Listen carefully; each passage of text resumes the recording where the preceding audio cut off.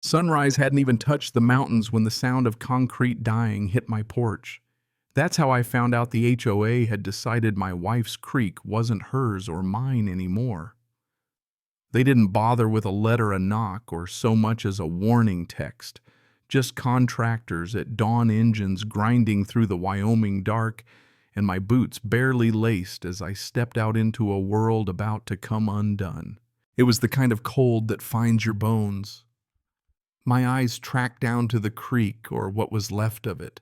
Work lights, blazing men with hoses, cement mixing into the only patch of peace I had left from before cancer, before the world shifted under my feet.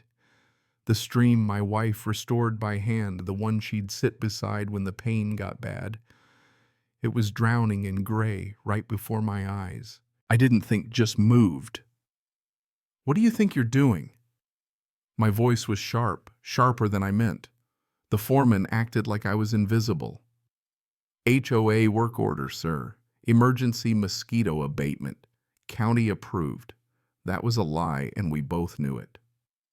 And before I could push back, here came Bethany Crowell, perfect hair, perfect smile, HOA president with a stainless tumbler like she was hosting a bake sale. "Jake, you're up early.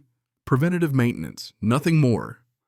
She tried that sunny voice, the one that always made you feel like you were the one being unreasonable.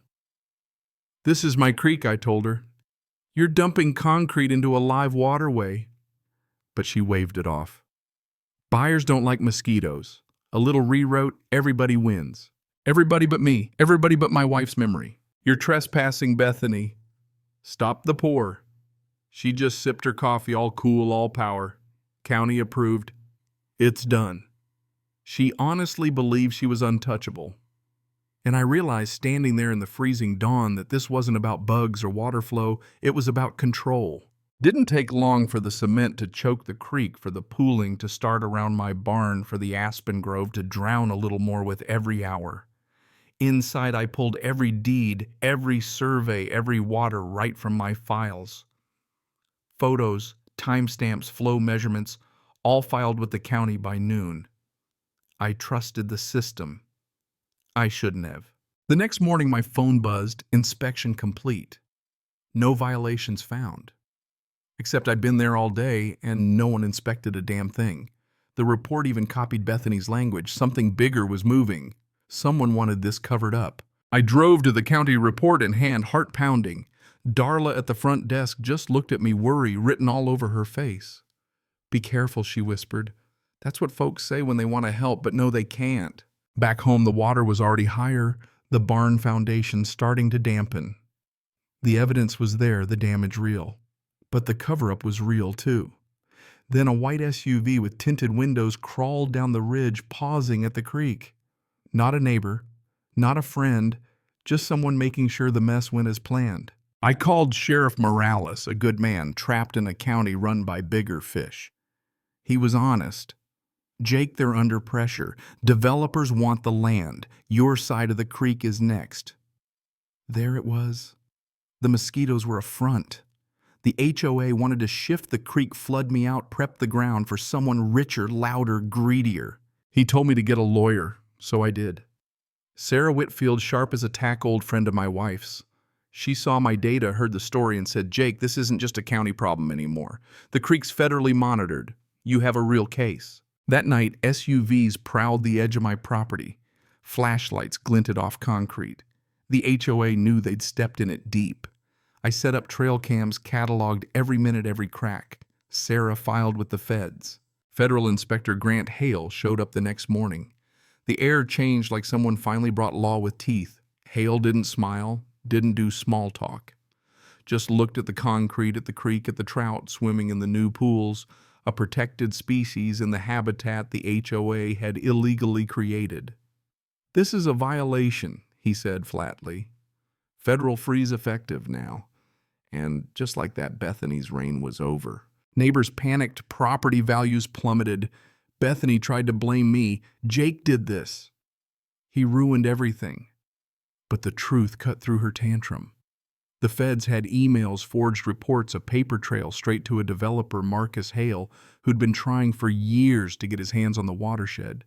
The same Marcus who'd been driving those SUVs watching waiting. Bethany tried to bargain, to bluff, to threaten.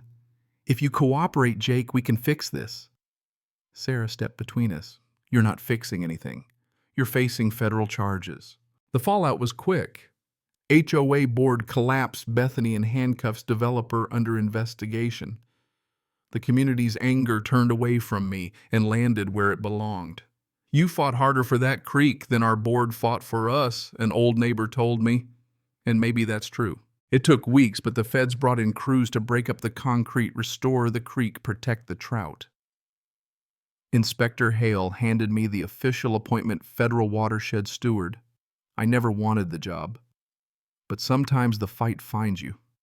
Sometimes standing your ground is the only thing left. Spring came late that year. Aspen shoots surfaced.